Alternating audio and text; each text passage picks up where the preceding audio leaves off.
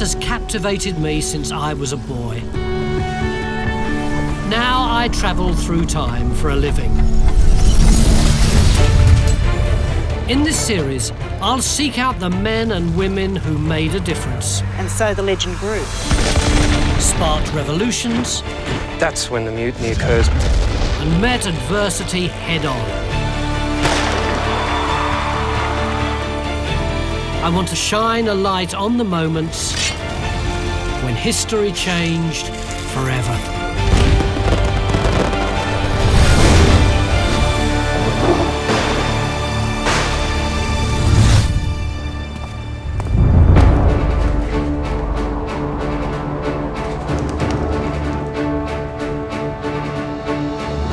Imagination rules the world. So said the renowned French ruler Napoleon Bonaparte. And like many great leaders before and since, he sought to leave an impression through art. Because whether it's a scandalous painting that inspired a 100-year love affair, a 21st century filmmaker that transformed his hometown, or a pioneer on the front line, the impact of art on history is more powerful than you might think.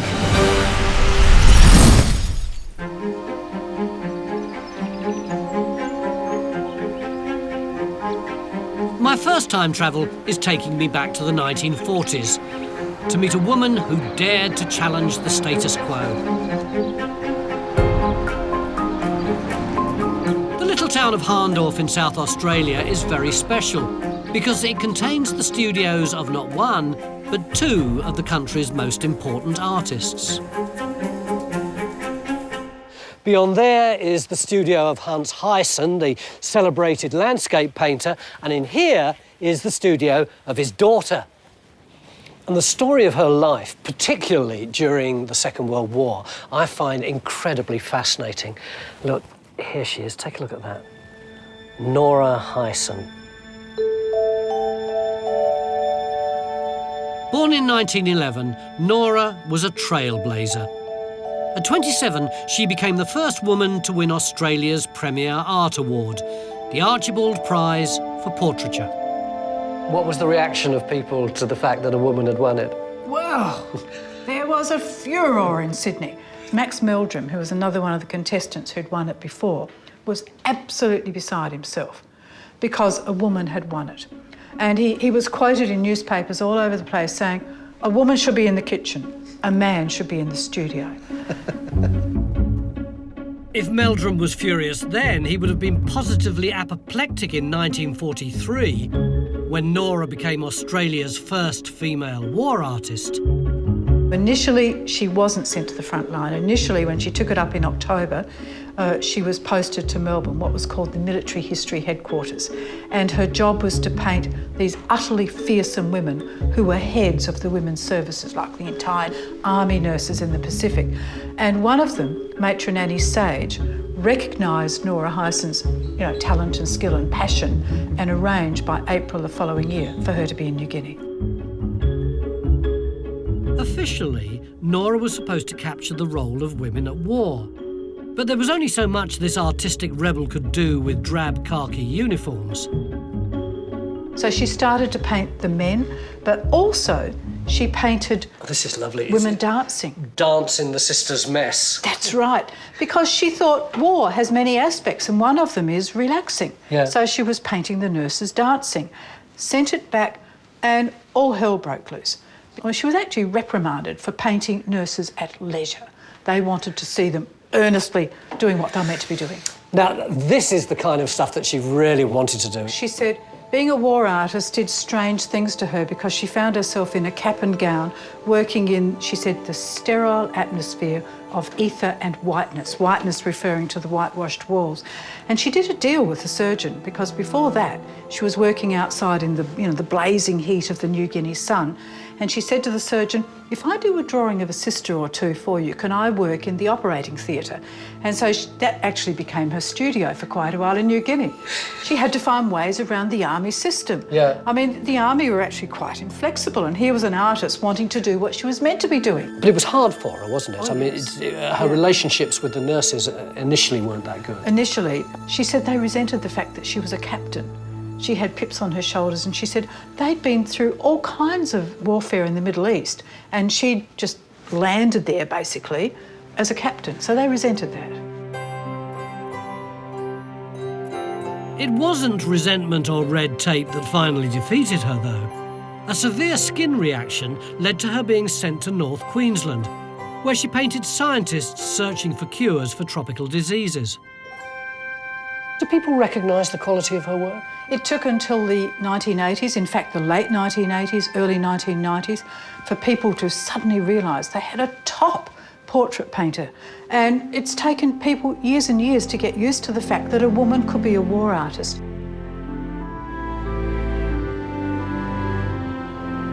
While some artists find the recognition they deserve, others try to hide their involvement entirely. On my next time travel, I'm heading back to the 1930s to uncover the identity of a man who simply desired anonymity.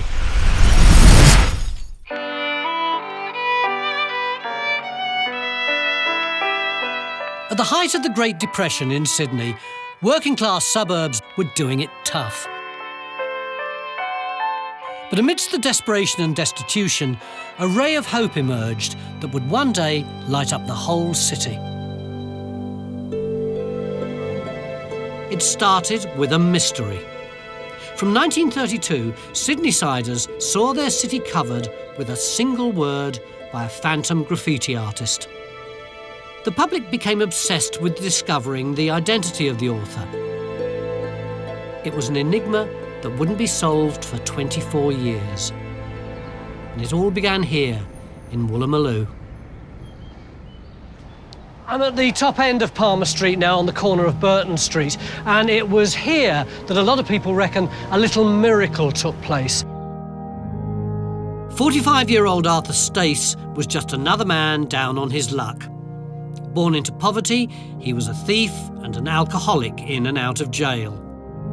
But then he had this incredible overnight conversion to Christianity, and about 6 months later he was in this church, the Burton Street Tabernacle, and he heard the preacher say, "I wish that I could say the name eternity on every street in Sydney."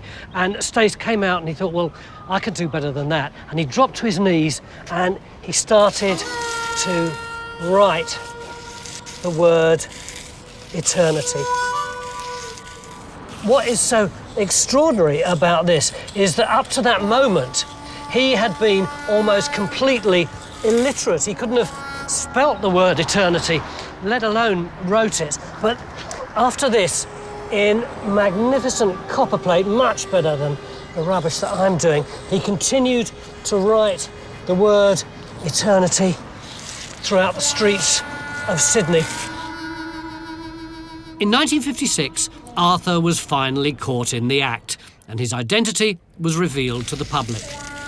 The mystery that had baffled Sydney for nearly a quarter of a century had been solved. By the time he died, they reckoned that he'd written it over 500,000 times. Decades later, Stace's simple message was broadcast around the world during Sydney's Millennium Fireworks display. Stace said he chose the word eternity because it makes them think. And that's exactly what great art should do. But if an idea or a word can change the way people think, can a painting do the same thing? I'm now heading back in time to when a scandalous piece of art turned a society's conventions upside down.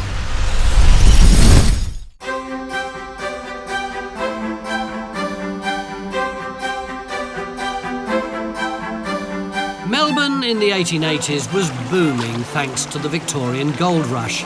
In just a decade, the population had doubled, and for a time, it was the second largest city in the British Empire. But while some people clung tightly to their prudish Victorian values, a more progressive way of thinking appealed to others. In 1880, the International Exhibition came to town, and along with it, a prize-winning collection of European art. Amongst the works was a painting so mesmerising that a local doctor bought it and gave it to the National Gallery of Victoria to put on display. But there was a problem. What was the fuss all about? Well, here she is, Chloe, in all her naked glory. Isn't she fantastic? There is, I think, something a bit odd about this arm going on, but apart from that, it's such a delightful picture. In 1882, the gallery started opening on Sundays, making it much more accessible to the general public. But Melbourne's newfound modernity could only stretch so far. It wasn't that the artistic elite of Melbourne thought that they shouldn't be allowed to see her, because of course they would be inspired and ennobled by all this loveliness. What concerned them was working class people having a look at that. What on earth would it inflame them to do? Debate raged in the local Argus newspaper. Chloe cannot be admired by a brother and sister together, nor by a father and daughter, and a picture which thus scatters a family party is out of place in a collection. A matron. After just 3 weeks, Chloe was withdrawn from exhibition. But she wouldn't be hidden from public gaze forever. In the year 1908, there was this ex-gold digger entrepreneur called Henry Figsby Young who'd bought this pub, renamed it the Young and Jackson Hotel. He acquired Chloe for 800 quid. I'd buy her for 800 quid, wouldn't you? He put her up on the wall and she's been here ever since. Megan, do people still come here just to have a look at her? Yeah, they come every day. Was there a real Chloe? There was not a real Chloe, but there was a model that sat for Chloe. Her name was Marie. She was a French artist model. She was 19 when she was painted, but at 21, apparently having fallen in love with the artist, at her 21st birthday, she boiled up a concoction of sulphur matches, drank the concoction and died. Why did she do that? Unrequited love. Apparently she'd fallen for the artist Jules Lefebvre. He'd announced his engagement to her sister, whose name was ironically Chloe, and she was just devastated. God, I can't believe that. I can't believe it. I mean, you wouldn't turn down somebody like that, would you? How could you? Well, I'll finish my pint quietly at the bar, which will give you guys time to have another look at Chloe. For over a century now, Melburnians have taken Chloe to their hearts. So much so that the National Trust of Victoria has decreed that she must never be separated from the pub or its people. Chloe challenged the social mores of the time. But it's not the first or last piece of art to influence the way people think. I'm now travelling forward to one of the world's more wacky eras, the 1970s, for an artistic revolution that kicked up a real political stink.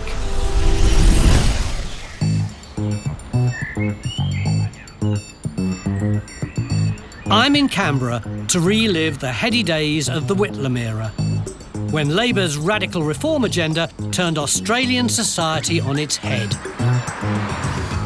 In 1973, the government began building the National Gallery of Australia.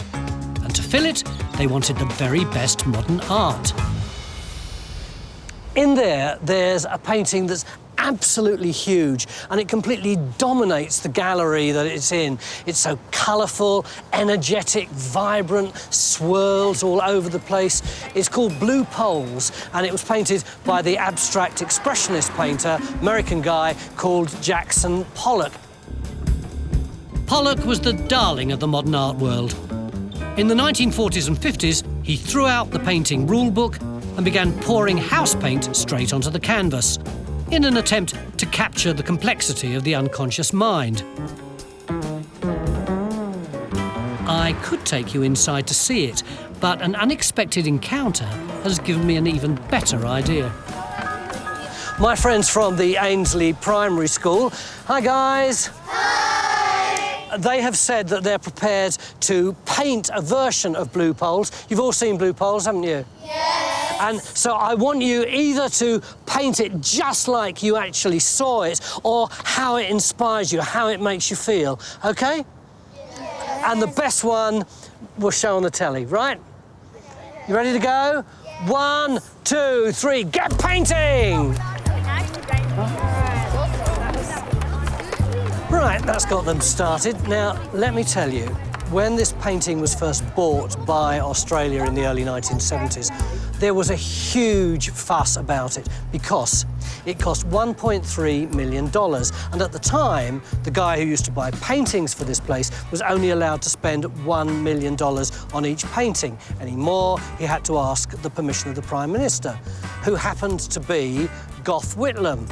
So he bought it, and immediately there was a huge furore from among those people who hated Gough Whitlam, and also from those people who didn't like modern art. Now, it is possible to criticise the Whitlam government, but in this case, he got it absolutely dead cold right.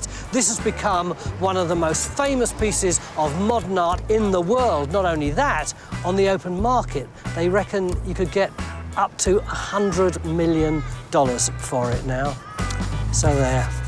Right, let's see how they've got on. Stop painting now.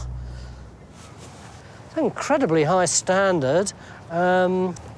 What's your name? Will. Will, yours is the one that's got most energy. That's the one that feels most, to me, like Blue Poles does. So, Will, I declare you the winner. Give him a big hand, everybody. Thank you very much. Bye. Bye. Bye. Despite, or perhaps because of the controversy, the public flocked to see Blue Poles, turning Canberra into a destination for more than just politics. I'm now travelling forward 3 decades to meet another groundbreaking artist who transformed a city. Only this time, it was his hometown.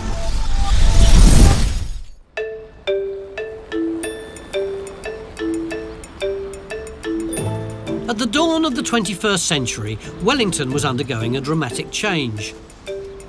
What had long been New Zealand's administrative and political capital suddenly became an international movie-making hotspot. And I'm here to meet the man who made it happen. Peter. Tony. How you doing, mate? In 2001, Kiwi film director Peter Jackson shot to fame with his highly acclaimed Lord of the Rings trilogy.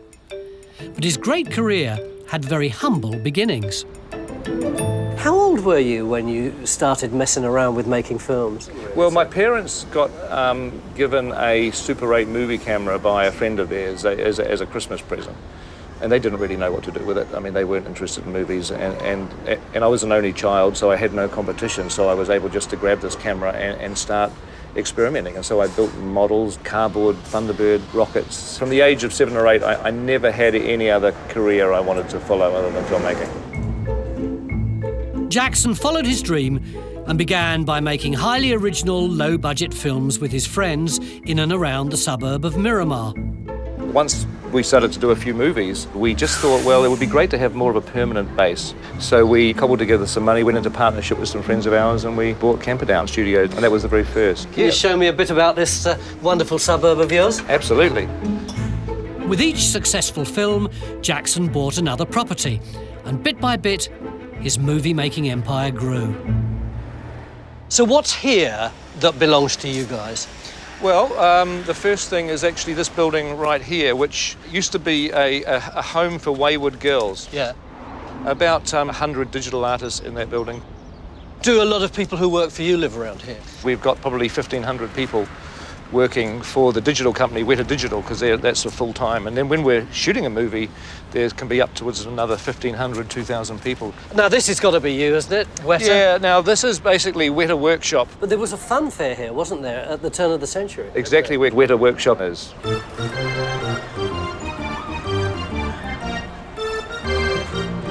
It was called the Miramar Wonderland. The byline was the Mecca for merry souls. It had a water slide, it had like an early kind of a bumpy roller coaster thing. I love the idea that where Weta Workshop is now is an old theme park, the Mecca of merry souls. I think that's so cool. Another local landmark, the Miramar Gasworks, has also been transformed into a state-of-the-art film studio. And that's not all. My two favourite parts of the filmmaking process are script writing, and then I love it in post-production because you're sort of crafting the movie. There's another whole layer of invention goes on to try to make it into the best film that you can. What about the filming? I thought that's what directors did. That's the bit in the middle. No. Of all the facilities, this is the jewel in Peter's Miramar crown. This is Park Road Post. Fairly splendid architecture. Yeah, it was actually built while we were doing The Lord of the Rings. We were kind of doing the movies and building this at the same time. Ooh, Peter, this is absolutely splendid, isn't it? It's a great place to come to work, I have to say. Plus the fact that we live 5 minutes away, so to get in your car and be at work in 5 minutes with not a single traffic light, no rush hour, that is just, that's nice. It's a nice way to live. And you've managed to transform your own hometown in the process. Yeah. Not many people can say that. With a huge amount of help. I mean, a lot of support. Well, thanks ever so much, Peter. Tony, you're very welcome. Cheers. Okay, then. Hey, take care. And you. Through his prodigious talent, Peter Jackson has created a thriving local film industry that's now world-renowned. But you don't have to be a famous movie director to get your art seen by the public. For my last time travel, I'm doing something a bit different. I'm heading back to the present to see if I can make an artistic mark of my own.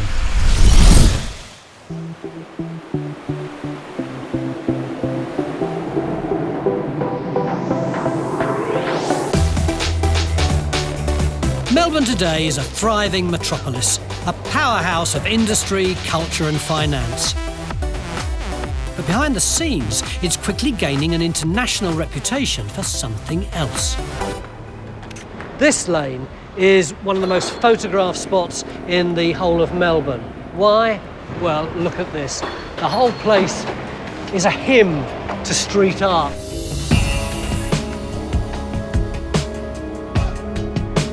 For over a century, Melburnians steered clear of the city's dark, dingy laneways that were notorious for crime, prostitution and drugs.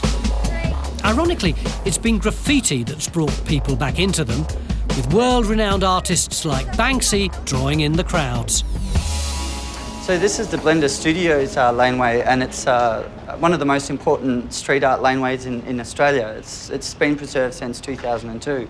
You have examples of, say, Ha-Ha's pieces here, his iconic Ned Kelly's, the Black Claret, you know, he's one of the most important street artists of our time. He'd put something like this on a canvas and it would be worth an extraordinary amount. Go on, tell me.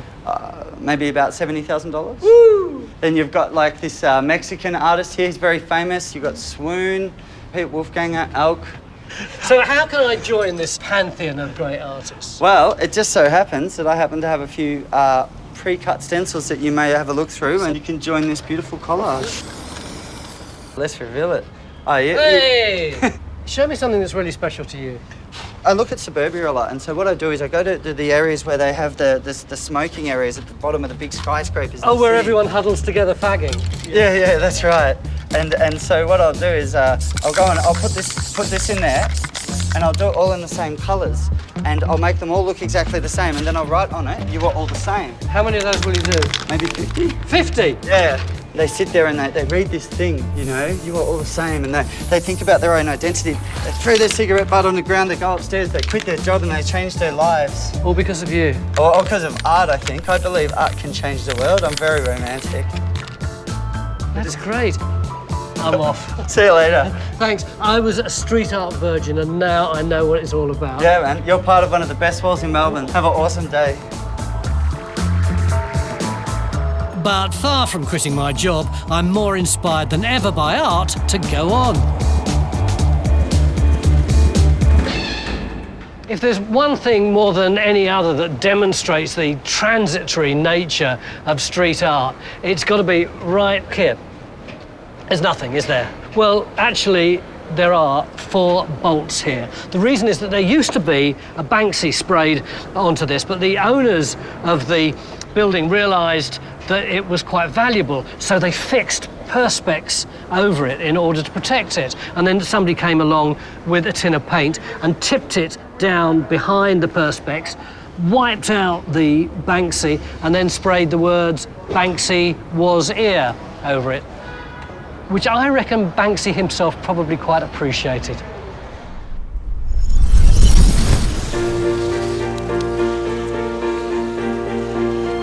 When I started my time travels through the world of art and imagination, I certainly didn't think I'd end up in a graffiti-covered back alley.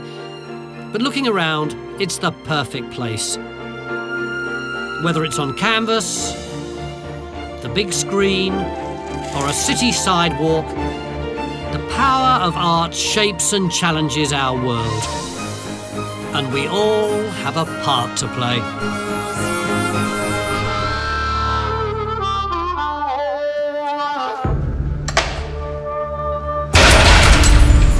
T.S. Eliot, the Nobel Prize-winning English poet, said, "Only those who will risk going too far can possibly find out how far one can go." And nothing could be truer when it comes to great escapes. From freedom-loving jailbreakers... Don't shoot! It's only Billy Hunt! ...to political risk-takers... They really wanted to poke it up the Americans. ...courageous legend-makers... History's great escape artists live on the edge.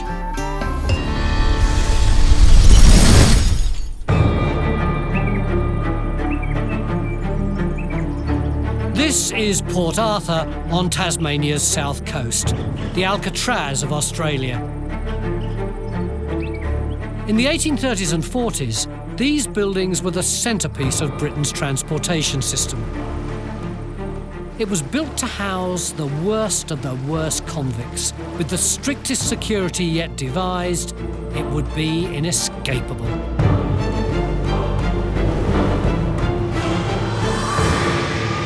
Port Arthur is a natural fortress, accessible only via a narrow strip of land known as Eagle Hawk Neck.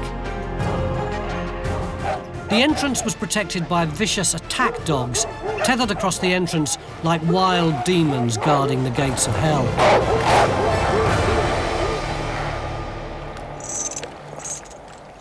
When you first got here as a convict, you'd be put on really heavy back-breaking work like felling and transporting trees. Although, if you were good, then you'd be taken off that quite quickly and be trained up in a skill like being a sawyer or a servant. If you were bad, though, then you went back on the heavy work, except this time you had to wear these leg irons, which are an absolute nightmare. They chafe you round there. They're so heavy that walking in them is very difficult, but the worst thing is these rivets here, which mean you can't get them off. You're stuck in them 24 hours a day. The other crazy thing about them was that they had to do coordinated lifting. A whole line of them would lift a tree trunk like that. And when they walked along doing this, they were known as the Centipede Gang. And if physical brutality wasn't enough, the authorities were keen to pioneer an altogether more sinister punishment. They hoped redemption could be earned through isolation and the solitary contemplation of one's sins.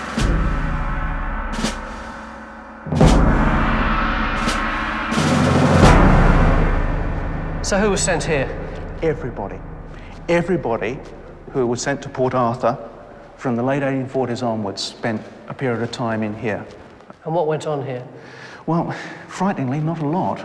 Cool, I can see how you could have kept people in control here. All you need to do is sit down here. You can see up there, and over there, behind me. Absolutely. Welcome to Jeremy Bentham's Panopticon. So Panopticon, all-seeing prison. So did you never talk to anybody else? You only talked to your guards. And the whole idea is that to cut off all communication with their fellow convicts, and so that they would reflect on the error of their ways and what they had done. And prisoners died. I mean, the death rates in buildings like this were much higher than the death rates outside with the hard labour carrying logs and the flogging and all the rest of it. It's really terrifying. Ah! Precisely.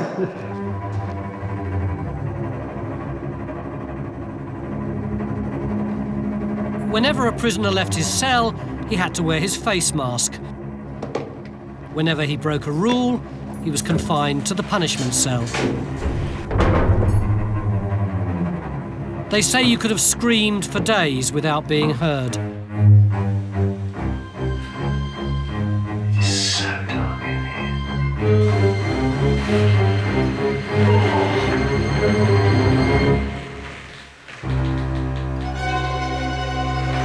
It's not something I'd recommend.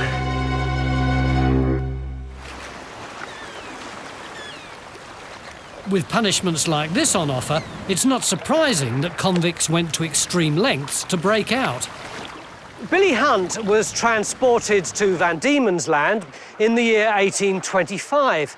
He'd been convicted of stealing a handkerchief, which may not sound much, but in those days, handkerchiefs were the must-have fashion item for young gentlemen who used to wear them dangling out of their pockets. And of course, they kept getting nicked. So the law decided to throw its full weight at handkerchief thieves, and he was sentenced to 14 years transportation for stealing one hanky, which seems to me pretty severe even by the standards of those days.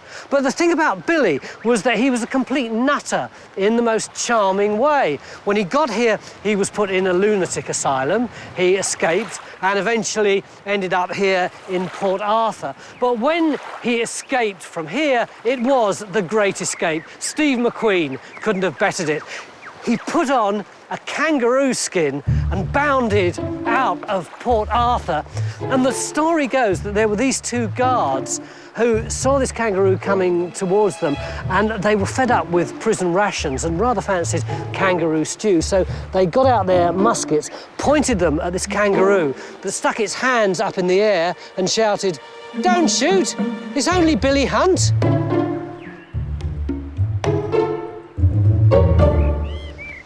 What sentence did he get for the kangaroo stunt? Well, they gave him 100 lashes, which is the maximum flogging that you could legally award. He was one of these blokes who just couldn't stay out of trouble, isn't he? Oh, absolutely, and you see his offence record just carries on at Port Arthur. In fact, over the course of his sentence, he clocked up an amazing 1,800 days in leg irons, 625 lashes, and 135 days in solitary confinement. He was a nutter. I think undoubtedly. You know, that's one of the sad things about a place like this, is that you tend to think that everybody who comes here is bad, but in fact, you know, in his case, he may have been bad, but he was also certainly mad. Billy Hunt finally escaped Port Arthur when he was sent to a mental asylum. But his mind and soul were imprisoned by this place for the rest of his days. But brazen escape stories aren't just limited to prison walls. I'm now time-travelling forward to the 1980s for a political disappearing act that determined the destiny of a nation.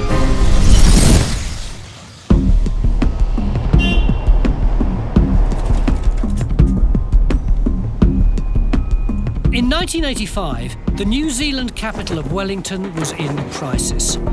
Within months of its election, the new Labour government's anti-nuclear policy was about to be put to the test on the world stage. Michael, hi. Oh, hi, Tony. How are you? January 1985. Look, I don't know very much I remember at it all. like yesterday. I'm sure you do. It was the time, wasn't it, when your leader, the leader of your party, David Lange, stood up to the Americans. The whole of the world was looking at New Zealand for a couple of weeks. What was the sequence of events? The Labour Party, prior to the election, which took place 14 July 1984, had promised that there would be no nuclear-armed or nuclear-powered vessels come into a New Zealand harbour. Not only no to nuclear weapons, but no to nuclear power was pretty radical, wasn't it, at that time? I mean, apart from a few Scandinavian countries, no one had really done it in the teeth of the Americans. And the Americans were wanting to make sure that fewer rather than more went down this dangerous street. The Americans were on their way to take part in a joint military exercise between the ANZUS alliance nations, Australia, New Zealand and the United States. But the US wouldn't confirm or deny whether it was sending a ship from its nuclear fleet. David Longy was worried about the political fallout, so he sent his Chief of Defence, Air Marshal Jamison, to Hawaii to check out the vessel that was coming. The Americans eventually said, I can't confirm or deny that this ship here, the USS Buchanan, is neither nuclear powered or nuclear armed. You make up your mind. And with a chuckle, Jamison said to me when I was interviewing him, he said, the first thing I noticed was that it belched black smoke. It was diesel powered. So this was rather an elegant piece of diplomacy on both sides, wasn't it? On the one hand, the Americans didn't have to confirm or deny because it was obvious that the boat wasn't carrying any nuclear weapons. On the other hand, it would satisfy the Labour government. Except, of course, there were so many people in the Labour Party, including the National Executive, who were going, we've got to assert this policy. It's a matter of principle.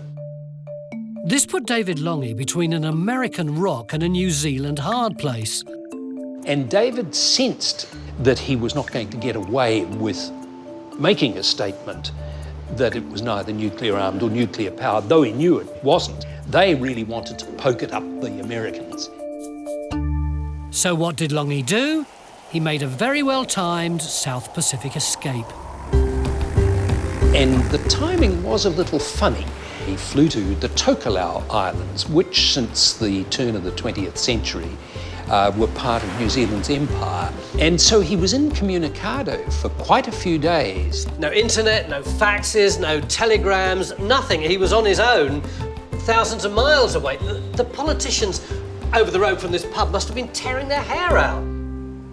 And when Longy gets back, he discovers that the National Executive has already, more or less, said, no deal. And in the end, since the Americans wouldn't confirm or deny, Longy used that as an excuse for saying the ship isn't going to come. The Americans were furious. Believing they'd been double-crossed, they cut New Zealand out of the ANZUS Treaty. But both at home and abroad, David Longy scored a major political victory. You see David Longy as this opportunist who seized the moment by not being there and profited from it afterwards, whereas I, from the other side of the world, see him as this great left hero who stood up to the Americans. That was exactly what Longy hoped you would see. But behind it lay a degree of administrative failure and not a little duplicity. You are such a cynic. I was in politics all those years. How can you be otherwise? Thanks to his clever getaway, David Longy secured both New Zealand's reputation as an anti-nuclear nation and his own political future. And now time travelling back almost 200 years to meet another of history's great escape artists.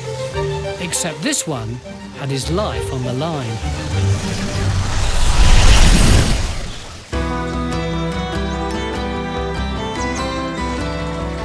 This is Camden, New South Wales, 65 kilometres south of Sydney. In the early 1800s, this lush farmland was home to one of the luckiest guys in Australian history, John MacArthur. He arrived in the colony as a penniless lieutenant and would rise to become the richest man in the country through a series of incredible escapes. And it all began with a flip of a coin. Heads. Heads it is. I win. I get to shoot you. Great. At least I got a quid out of it. Now, unless I miss, and then it's your right to return fire. Right. Now, I shall mark out 12 paces. Today, Stephen will be playing the role of John MacArthur, and I'm his superior officer, William Patterson. In 1801, my character Patterson challenged MacArthur to a duel after that scoundrel offended my wife. But it didn't work out quite as well as Patterson hoped. I shall raise my pistol and fire first. And you just get to fire at me? Oh! Ah!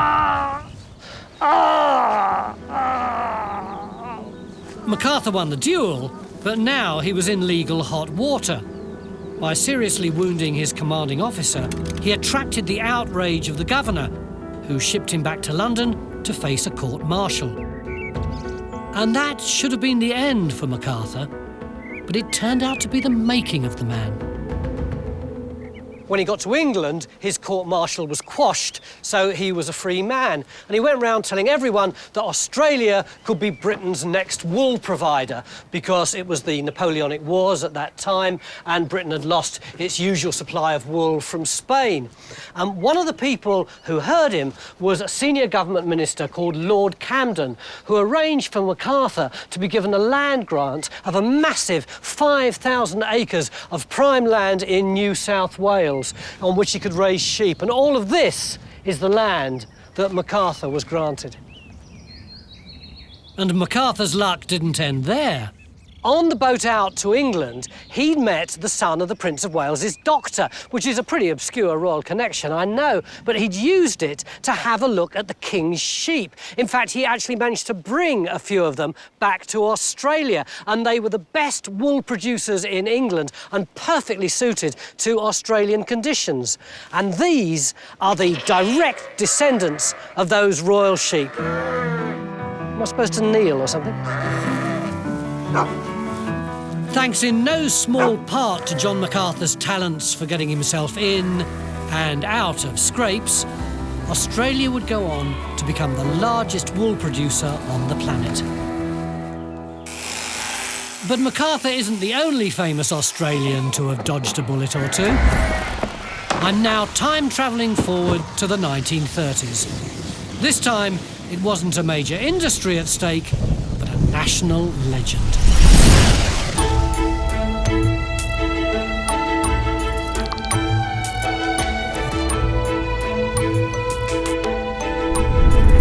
In Melbourne in 1930, times were tough.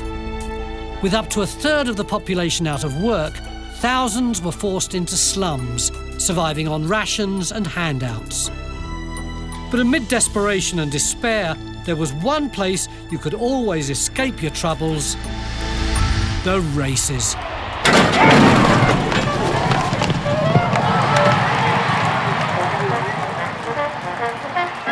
In 1929, Farlap, Big Red to his fans, burst onto the Australian racing scene. By 1930, he was unbeatable. Farlap first, daylight second was the common refrain. His record-breaking performances in the 1930 Spring Racing Carnival lifted the spirits of a depressed nation. But his success came at a cost. He was so good and he'd upset so many people in the racing community that it was better off for some people to see the end of the horse rather than let him keep winning, which is what he was doing. Like the bookies who stood to lose a lot of money. Absolutely, there was nothing in it for him. So what happened was he was out at Glen Huntly near the Caulfield Racecourse being led up a lane, and a big black car pulled up with some villains in it and they fired a shot at him and they missed with a shotgun. It must have terrified everybody though. And he had a race that afternoon. He had a race that afternoon and won the race. Yeah. He was a plucky little horse, wasn't he? Yeah, he was. He didn't seem to faze him, but what was very interesting was that Jim Pike, who was the regular jockey of Farlap, received a phone call about a day later saying, well, we're going to get you now. And he said, well, you can't even hit a bloody racehorse. How are you going to get a little bloke like me? So... but it did terrify the owners enough for them to want to hide the horse. Yes, they had to do something. On the eve of the Melbourne Cup, Farlap was whisked out of town to the safety of this horse racing stud near Geelong.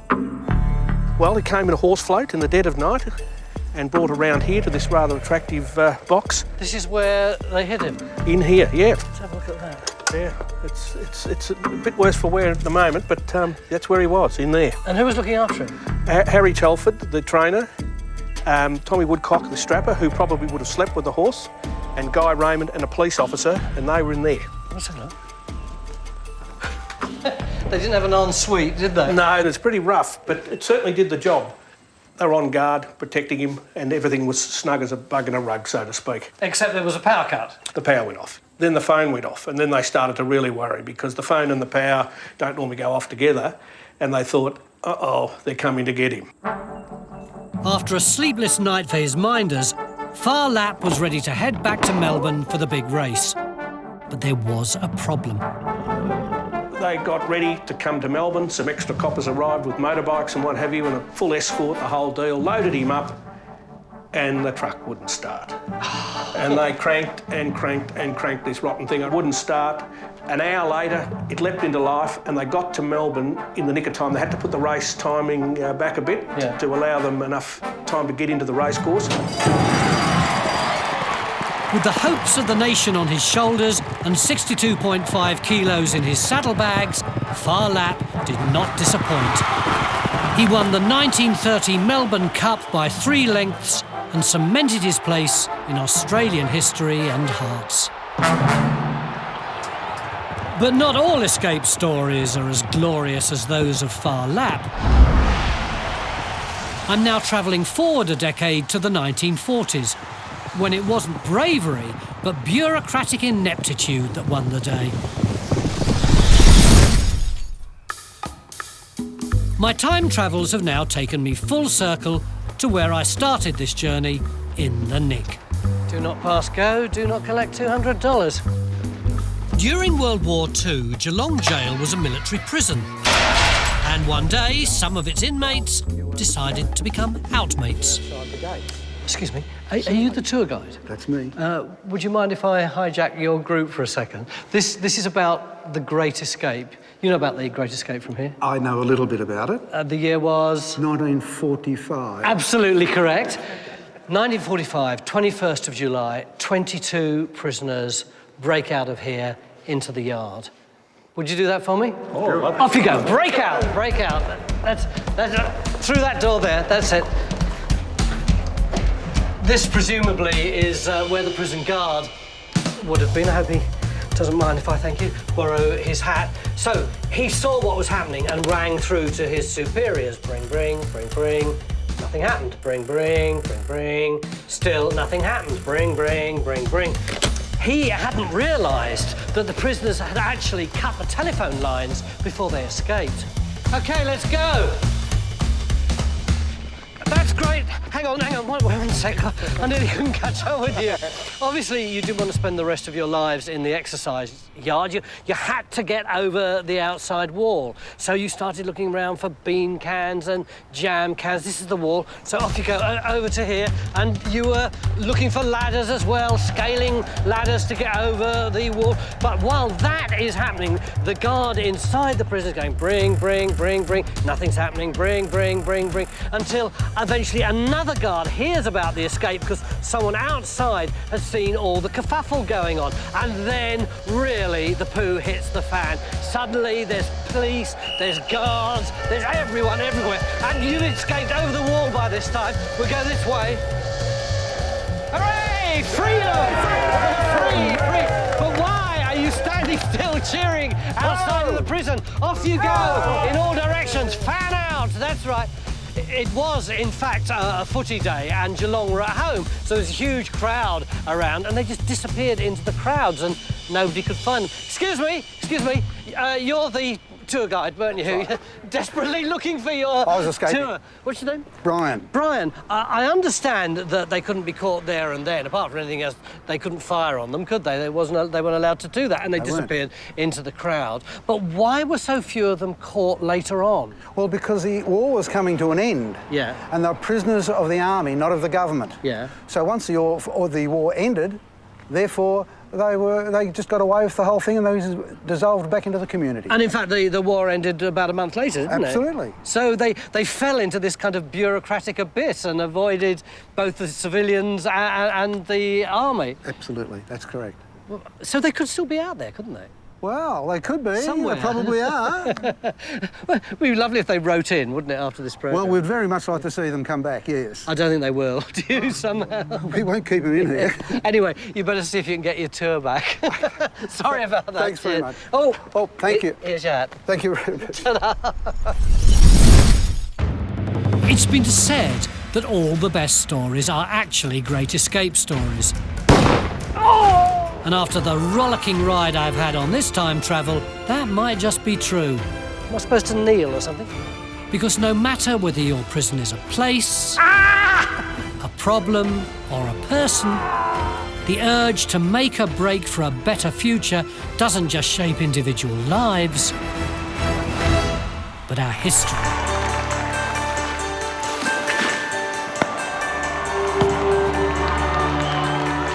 A former amateur boxer once said, "Sport has the power to change the world."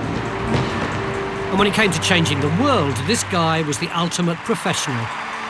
At the 1995 Rugby World Cup, Nelson Mandela brought a divided nation together. But as great as he was, the South African president wasn't the first or last to make history through sport.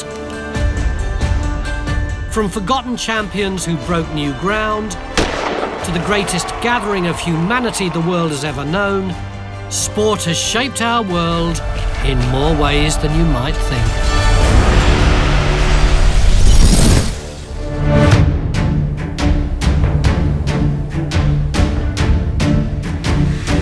I'm heading to Victoria, arguably Australia's most sports-mad state. 70 years ago, a game was invented here that helped save a crucial alliance from tearing two nations apart. In 1943, a war within a war was taking place in Australia. With the arrival of hundreds of thousands of US soldiers, tensions broke out between the well-paid and well-mannered Americans and the local troops, who felt the visitors were stealing their women.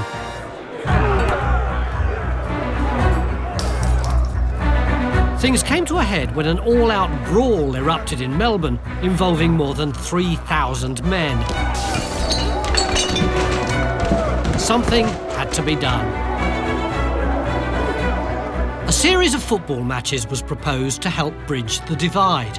But which nation's code would be played? Hi guys, thanks a lot for saying you'd help in this. In the 1940s, when there were about 30,000 Americans in Melbourne, and they used to look at the Australian game and they got really excited by it, they loved it. Whereas when the Australians looked at gridiron, no, incredibly slow they found it. And as some kind of goodwill gesture, the two armies got together and decided that they would make up a game that combined the best skills of both games. When you got your kit on, should we have a go at it? Yeah, sure. I'll do. Right, off you go then, out there. And so, Ostas was born. Ost for Australia and US for the United States. We're going to start by playing to your strengths. Dave, could you go over there? And I'd like you to kick the ball to Denham. Denham, you'll be over there, OK? The game was based on Australian rules. Beautiful. But there was one big difference. To even up the Aussie prowess in kicking, gridiron-style passing was permitted. The Australians could out-kick the Americans and the Yanks could out-pass the Aussies. Whoa, nearly killed the cameraman. Thank you very much. But together it was dynamite. A visiting US war correspondent wrote, "The result is a cyclonic, wide-open, high-scoring combination of soccer, basketball, and aerial bombardment."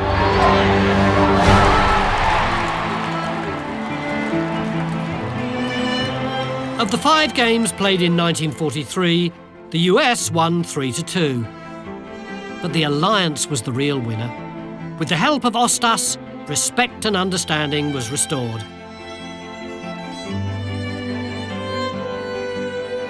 But that's not the first time sport has successfully bridged an international divide. My time travels are now taking me back over 2,000 years to another sporting event that was once lost in time, but would eventually bring the world together like no other.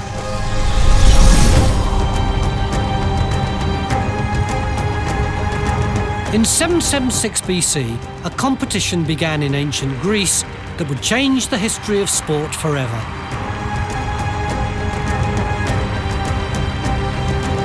Those sporting games were, of course, the ancient Olympics.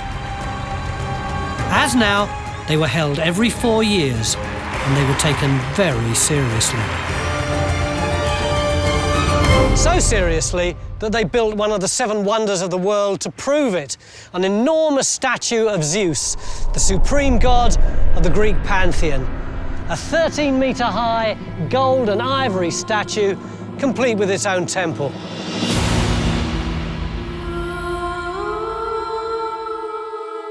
The ancient games were held in Zeus's honour.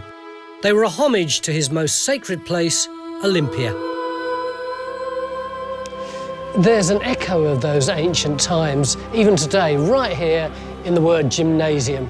It comes from the Greek word gymnos, which means naked. It really was all about the body beautiful. Exercising naked was said to be a tribute to the gods.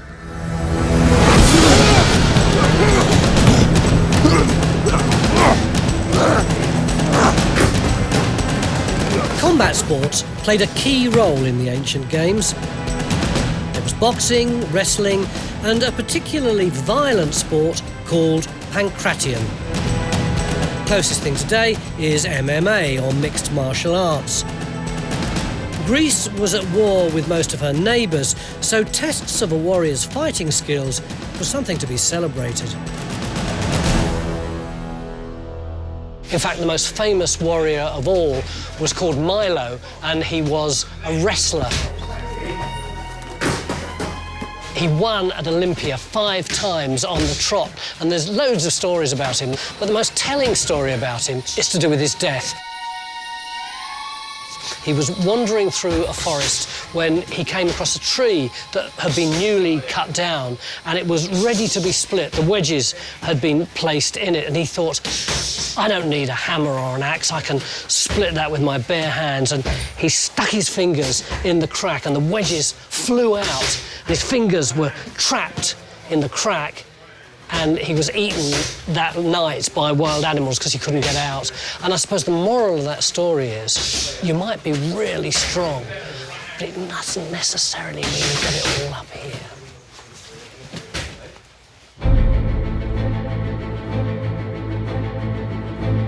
The Greeks weren't the only nation who loved their sport and all the pageantry that went with it.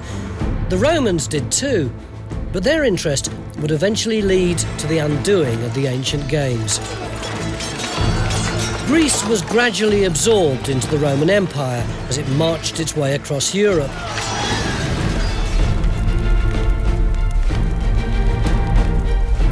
Roman beliefs started to take hold in the new Greco-Roman world, and this eventually brought an end to the games, as it was now considered inappropriate to hold them in honour of a pagan god like Zeus.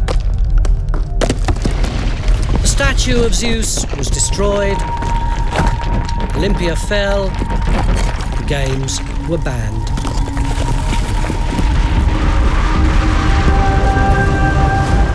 For a long time, it seemed that the Olympic Games and its ideals were dead and buried. To find out how they came back, I need to travel 1,500 years into the future.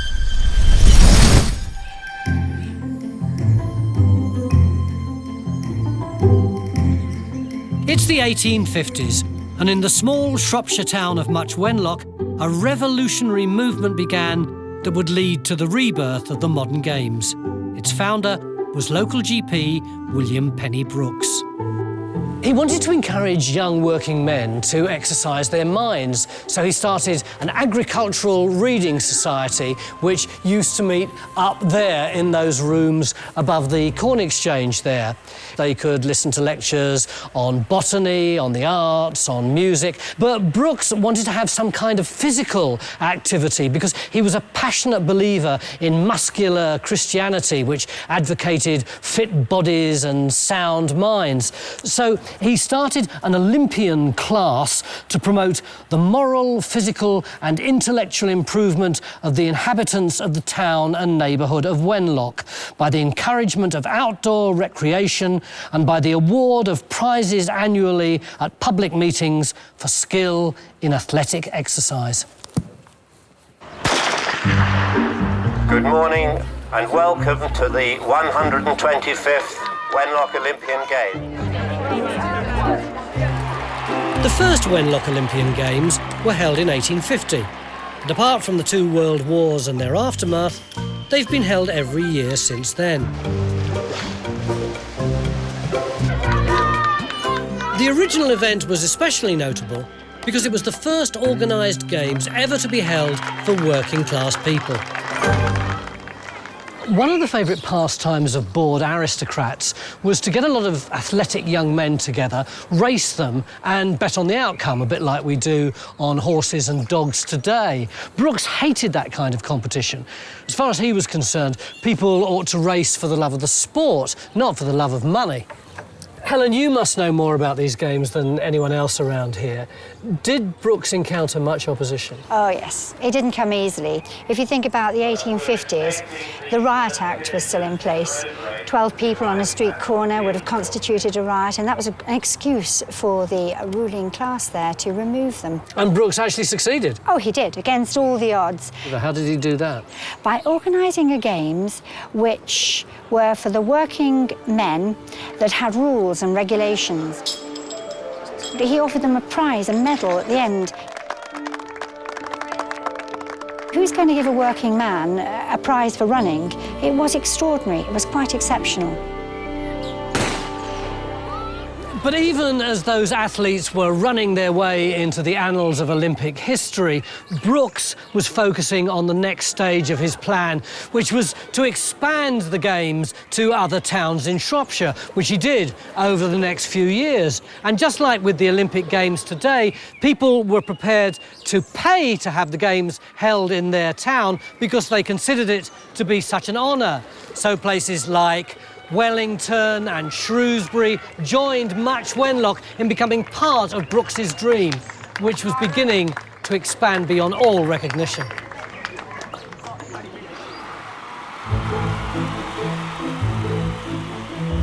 In 1866, 10,000 spectators and competitors went to Crystal Palace, built for the Great Exhibition of 1851, to witness the first National Olympian Association Games.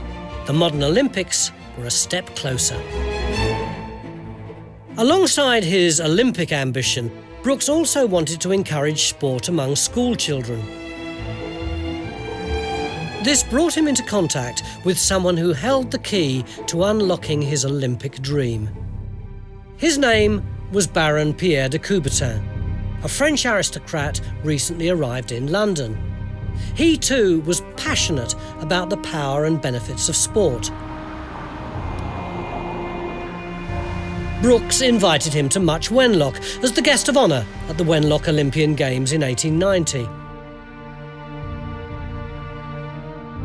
Brooks realised that as he was growing old, he'd need to pass on the baton of his Olympic quest. So he shared all his ideas and methods with de Coubertin. They talked long into the night.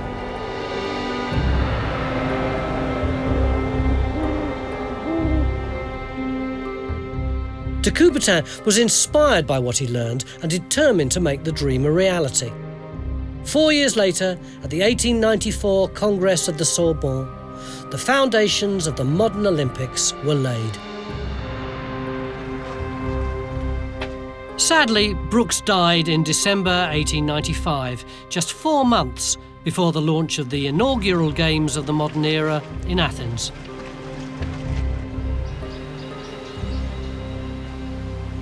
For nearly a century, Brooks's part in the rebirth of the modern Games was all but forgotten. But in 1994, Juan Antonio Samaranch, the president of the International Olympic Committee, came to Much Wenlock to lay a wreath on his grave to commemorate Brooks's place in modern Olympic history. His dream had become reality. Over the decades, the Olympic movement had brought people together in ways William Penny Brooks could only have dreamt of. But not everyone has always been included. At the start of the modern Games, it was women who had to fight to take part. De Coubertin declared female athletes were impractical, uninteresting, unaesthetic, and incorrect, and sought to ban them. But that didn't stop one talented woman from making Olympic history. To meet her, I need to time travel forward just a few years to the early years of the 20th century, when her legend began.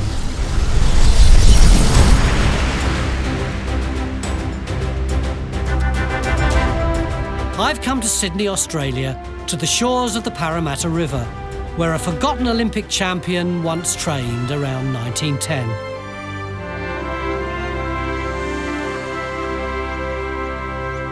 The great Australian swimmer Fanny Durack, who won Olympic gold and broke a dozen world records and suffered terrible sex discrimination during her professional life, she used to power her way up and down here in training.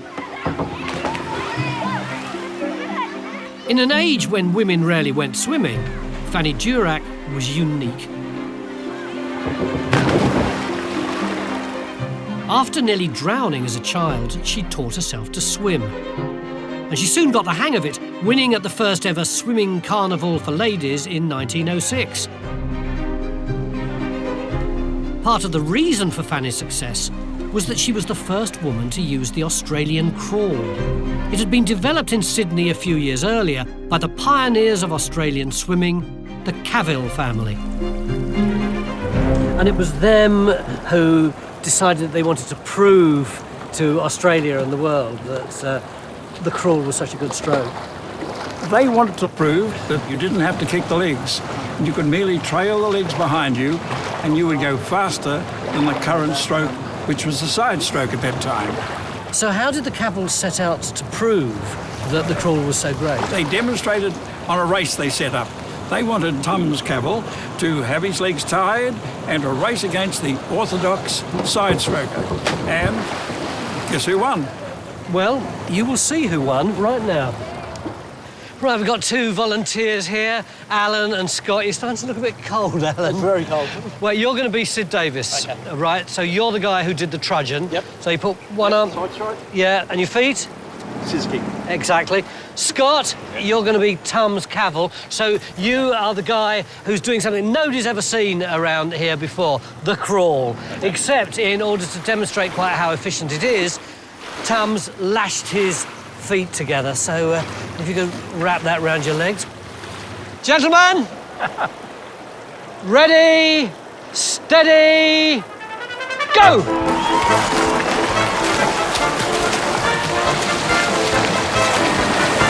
Getting nothing from his legs. Here's the finishing line here. Come here. Oh, Alan, you're lost.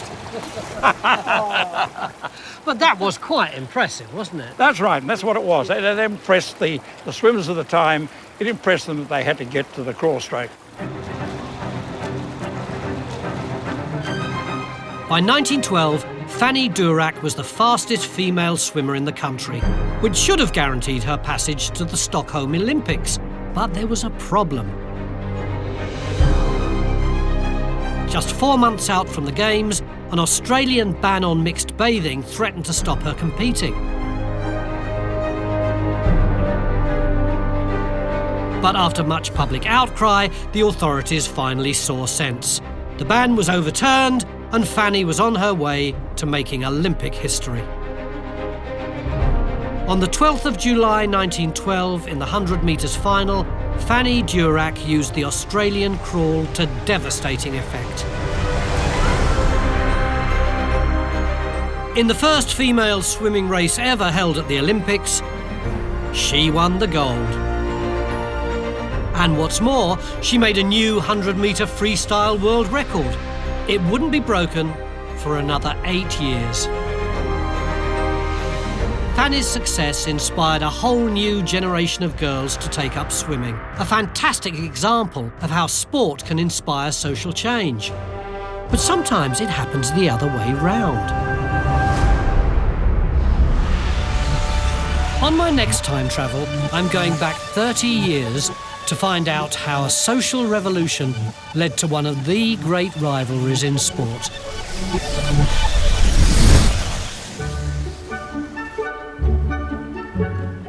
I've come to Rupert's Wood Mansion in Victoria, the birthplace of one of the strangest trophies in sporting history, cricket's Ashes.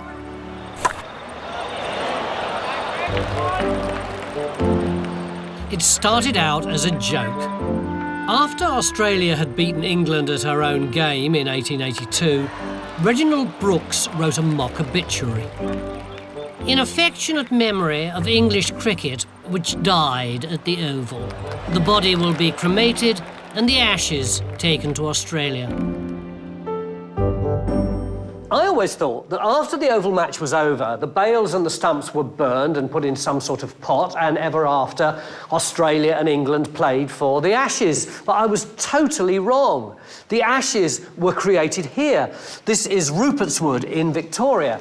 And in the 1880s, it was the home of Sir William Clark. And he'd met the England team when they were coming over to Australia on the boat in that same year, 1882. And he invited them here for Christmas.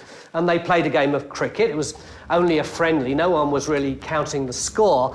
But after it was over, the local ladies picked up the bails. They threw them onto the fire. Then they put them in a terracotta perfume pot, and that was the beginning of the struggle for probably the most unprepossessing trophy in the history of world sport.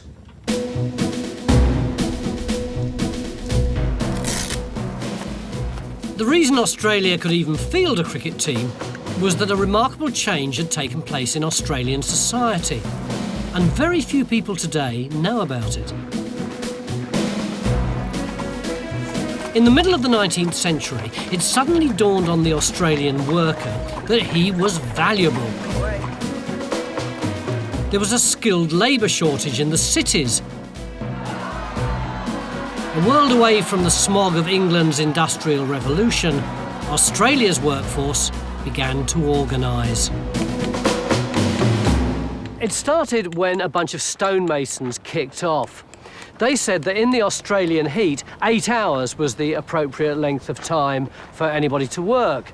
And then the builders in Melbourne agreed with them until eventually there was a whole cacophony of support, until finally on the 21st of April 1856, 8 hours became the official working day. And that was a world first. But why here in Australia? The answer lies in Australia's DNA. It was a country conceived as banishment for England's rejects and born in grim isolation. Brutal rule was met with spirited defiance. The class system had been left behind. Respect was earned, not inherited. And from that, the free workforce freely questioned their plight.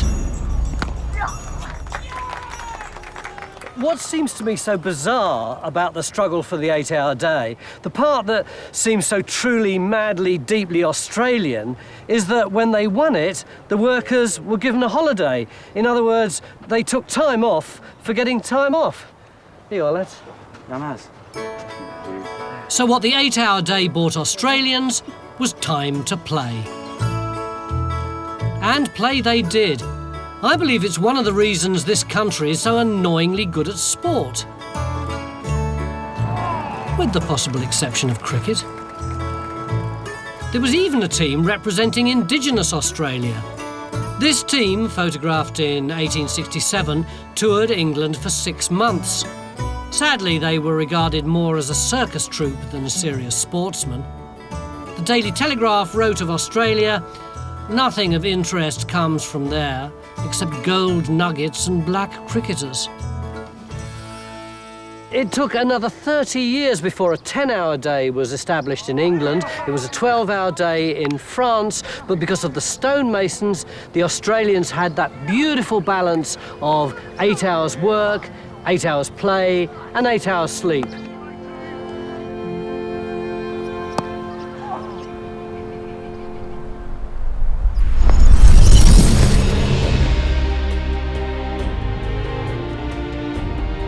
For over 2,000 years, sport has been changing our world. And our world has been changing sport. On my time travels, I've witnessed the power of sport to overcome animosity, break down barriers, and bring people together.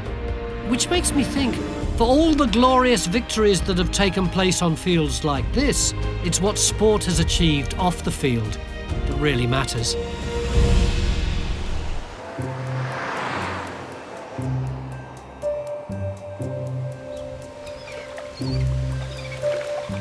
This is Cataract Gorge, just outside Launceston in the north of Tasmania. For 40,000 years, it was a hunting ground and meeting place for the local Letamorena people. And today, Aboriginal elder Patsy Cameron is giving me a taste of the traditional food that's still on offer. You got one? I've got one. It's only a little one. Hey! It's very active. This little fella. Imagine it's like a sausage with the skin on the outside and yummy flavour on the inside. It does Tony. feel a bit like a sausage. I've actually found one the last time I was here, Tony, and I actually got my mother to cook it for us this morning. She cooks them, and I want you to just pull it apart. It's fun, isn't it? There's no reason why I should be freaked by this at all. This is purely cultural, but the thought of it just does make me feel... Oh! Yeah, just eat a little piece, chew it off, and chew it for a little bit. There's no reason why I shouldn't eat this like a chocolate bar, but I've got an overwhelming desire to spit it out. If I say cut, they'll never know that I've gobbed it out, will they? Cut.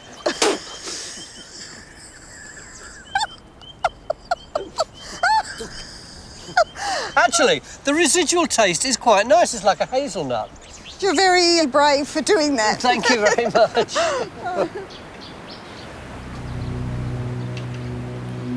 But my questionable bravery pales into insignificance when you consider what it's taken for Pat's people to survive.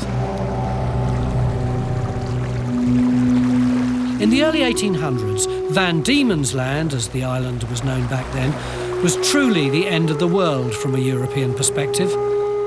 Some of the worst atrocities committed in colonial Australia happened here. I suspect in large part because of its remoteness.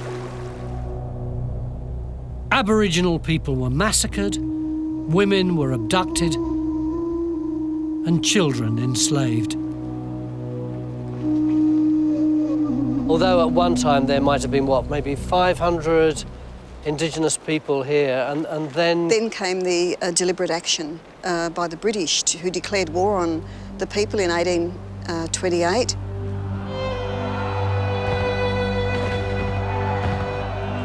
There was martial law declared to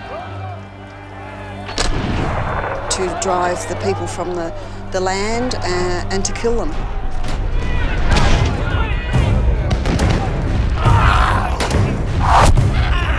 After putting up the stiffest resistance to the British recorded anywhere in Australia, the Tasmanian Aborigines were virtually wiped out.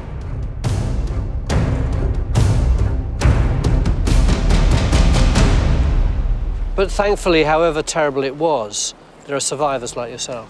Absolutely. And I trace my lineage to Manalagena, who died on the 4th of December 1835.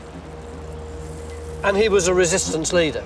He was a fighter. He was a mighty warrior. He was a very spiritual man. And Nimirani is Manalagena's daughter.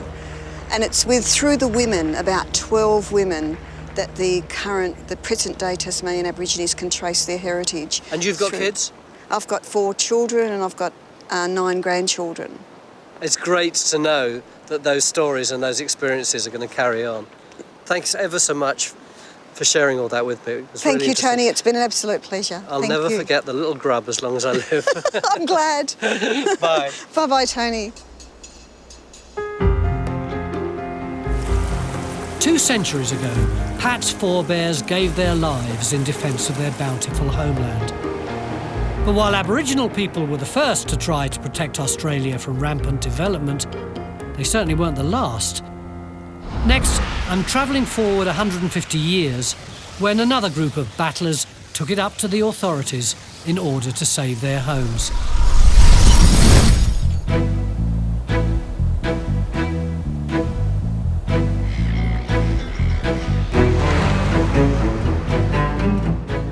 early 1970s, Sydney was in a building boom. And century-old houses were making way for new high-rise blocks. In the working-class suburb of Woolloomooloo, a street fight erupted over the demolition of inner-city terraces. Surprisingly, the resistance was led by the Builders Labourers Federation, an organisation whose members would normally benefit from development. Except in this case, they saw the bigger picture. But the BLF, or at least the New South Wales branch of the BLF, decided that its members would no longer work on these multi-million-dollar developments unless a lot of affordable housing was put in, unless local people were consulted, and unless beautiful old buildings like this one put up in 1853 were protected.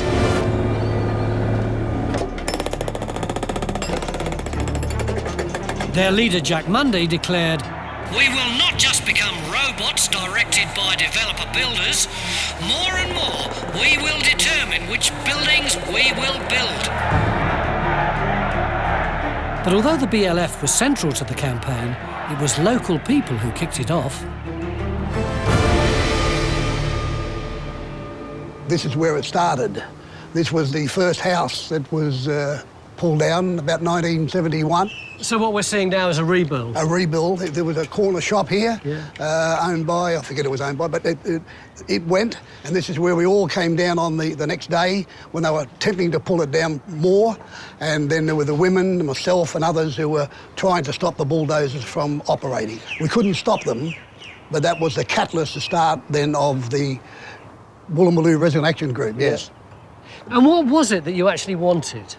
We wanted this area here for low-income families. Yeah. But you see, so close to the city, so close to everything else, they wanted it for other purposes. If you have a look around, all of this was saved. None of this stuff would have been here. Exactly right. The combined community and union action became known as the Green Bands. And they saved many heritage buildings and open spaces all around Sydney, including this iconic wharf on the harbour. It's called Finger Wharf, and it's supposed to be the largest timber-piled wharf in the world. And it kind of marks the change in Woolloomooloo from being a genteel suburb into something much more gritty and industrial. Loads and loads of wool passed in and out of here, and thousands of soldiers in 2 world wars. In fact, it was to here that the prisoners of war from Japan returned at the end of World War II. It was also the first glimpse generations of migrants had of their new Australian home. But after 70 years of faithful service, the state government decided to demolish it in the 1980s. So once again, the unions and the people banded together. Which is great. It's a lovely place. And now, ironically, it's a buzzing enclave for the beautiful people.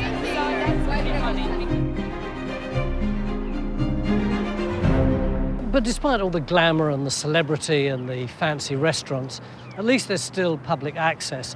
And every day people come down here to do a spot of fishing. And I rather like that.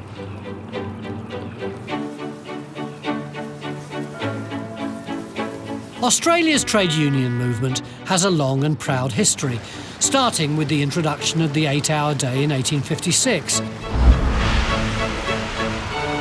I'm now time-travelling back to the 1820s to reveal the nation's first ever recorded industrial action. But the battlers behind that struggle are not who you might think.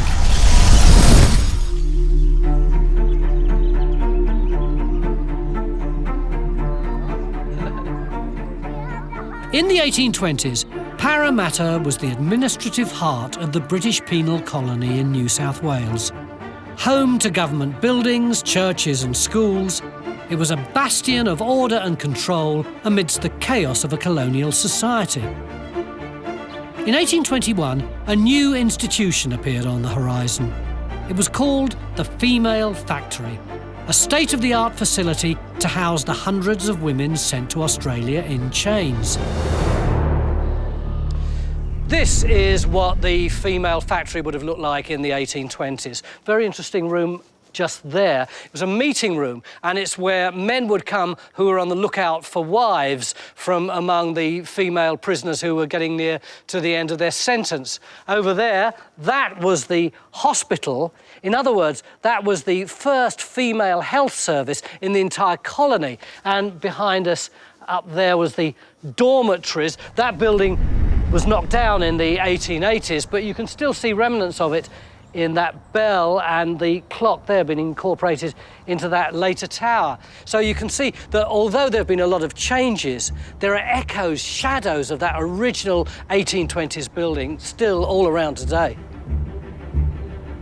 The building's beautiful architecture were meant to inspire orderly behaviour among the female convicts, but instead, they turned out to be the scene of a historic riot.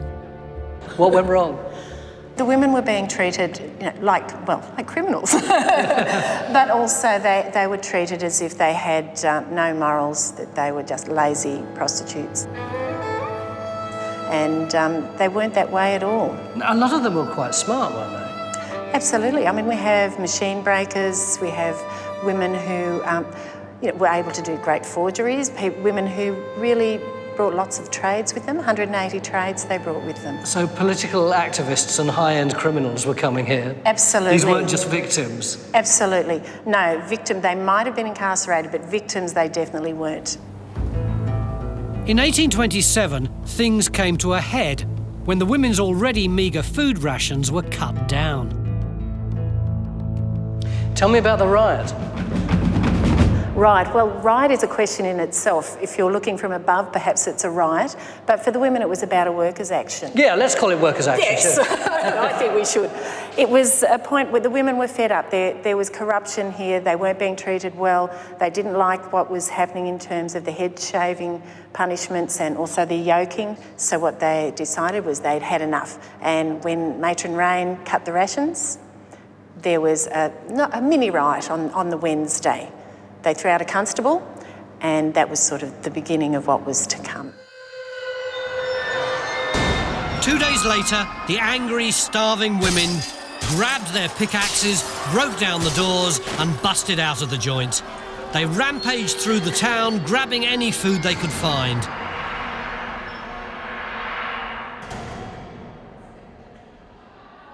So tell me about the Spartacus moment. That's my favourite part of this story. The Spartacus moment, well, when the women did come back, eventually most of them came back. They were lined up, and Major Lockyer, who was head of the constabulary at the time, said, I want to get the ringleaders and I want to put them in their cells. And all the women that were there said, no, we're standing together. And I think that's really part of the Australian character. I am Spartacus, I am Spartacus. Yes, absolutely.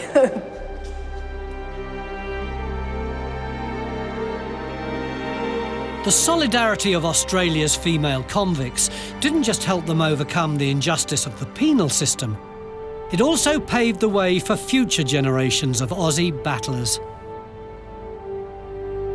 So a lot of these working class women, smart, political activists, they're influencing their kids in a way that possibly in a lot of other countries wasn't happening. Absolutely. I often think of them as the quiet revolution.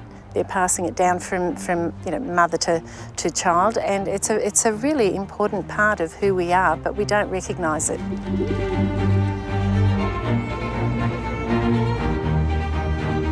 The strength of these Australian mothers reminds me that for so many people doing it tough, the personal is political.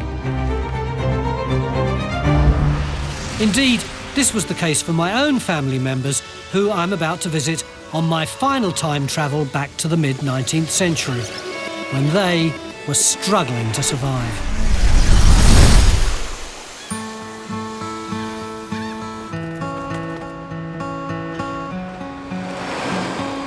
I've come back to my roots in London, on the trail of my own family's battlers.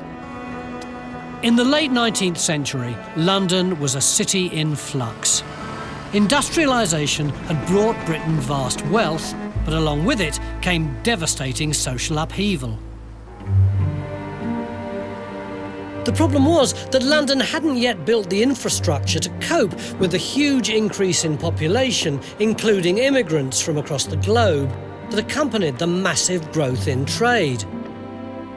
It led to poor working conditions, overcrowding and high crime rates.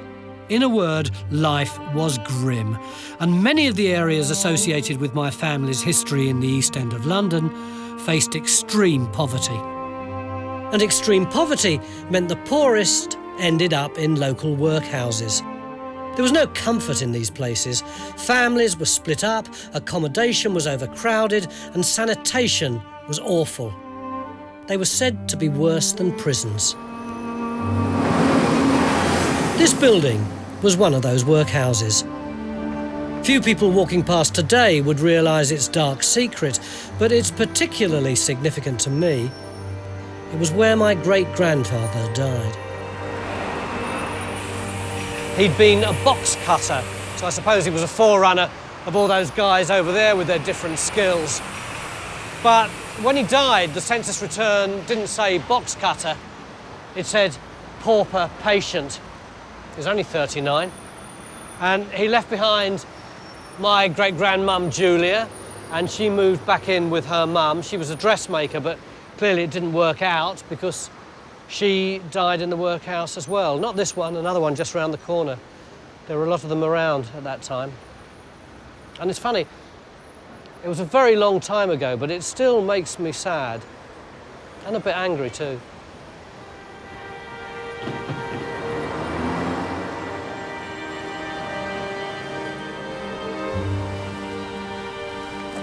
The bit that makes me angry is the fact that there was plenty of work during those times. Business was booming. Even when I was in my early teens, there were loads of factories around here where my great-grandfather could have plied his trade as a box cutter. There was Clarnico's sweet factory just down the road, and there was this one, absolutely massive, the Brian and May Match Company. Jerry, if there were so many job opportunities available to him, why do you think he had such a hard time? The short answer is that people were paid very little. Wages were very low, especially for those at the lower skilled end of the market, where there were so many workers around that employers just had a huge labour pool to choose from. I had this book made up about my ancestors, and it's a census record for my great-grandmother. And look, there she is, Nancy Levy, the mum, dressmaker. Sarah Stevens, in the same house, dressmaker. It's her daughter, dressmaker, Julia Corduroy, my great-grandma. All of them dressmakers, all in the same house. Well, it's no surprise to find in a very poor street like Jersey Street, Bethnal Green, large numbers of dressmakers. The poor needlewomen of London had been really a national scandal since the 1840s. There had been cases in the times of women starving to death. So people were really living on the edge? They were living really hand to mouth. Then, as now, there was one force in society that helped raise the poor and oppressed from a life of desperation and despair. That force was education. And in the late 19th century, it came to East London in the form of a unique philanthropic venture.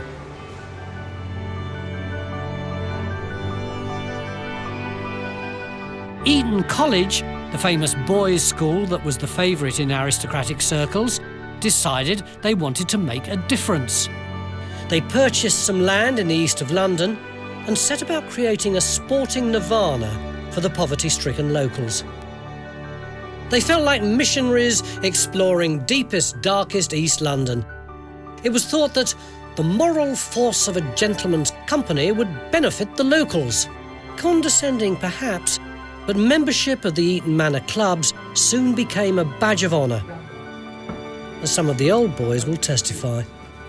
What was so great about Eton Manor? The camaraderie. Yeah, everyone was accepted. Why did you want to have that membership so much? It was an achievement to get into the club. The club was, you were on an elevated level if you were a member. The club was so highly recognised by everybody in the area, and you were proud to become a member. There were old Etonians that founded the club.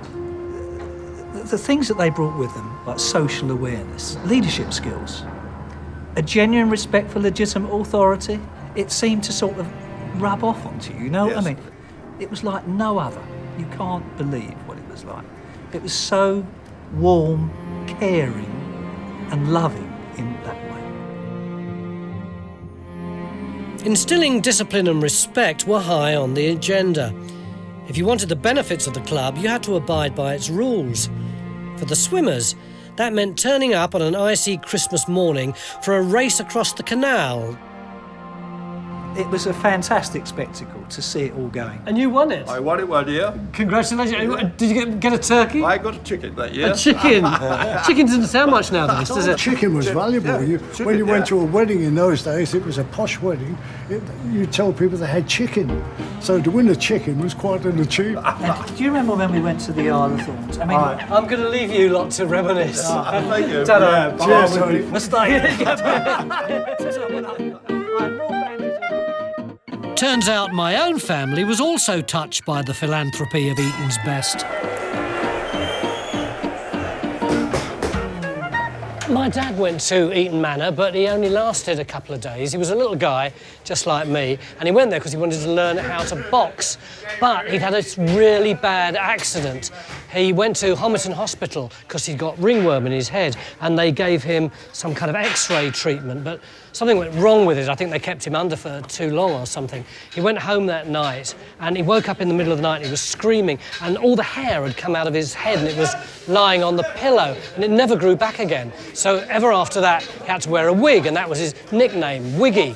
So he went into the boxing ring with this other little lad, and they started sparring about, and the other lad gave my dad just a glancing blow, but it hit him just on the side of his head, and his wig went flying off, and it went right out the ring. And then my dad turned back, and the other guy went boff and knocked my dad out. And he never went back to Eton Manor again, which I think is a bit of a shame, really.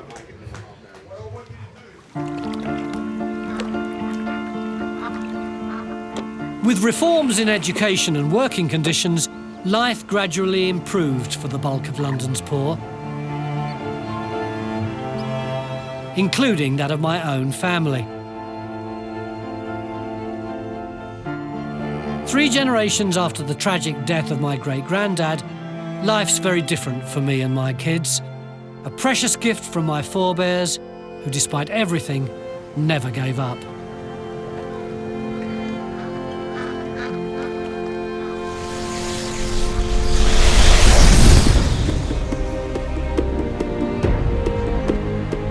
On this time travel through struggle and hardship, I've seen the lengths that history's battlers will go in order to give their families and communities a better future. From the warriors who defended the homes of their people, to the women whose examples lived on in their children's lives, each individual act of strength and determination has not just transformed the lives of their loved ones, but together, they've changed history as well.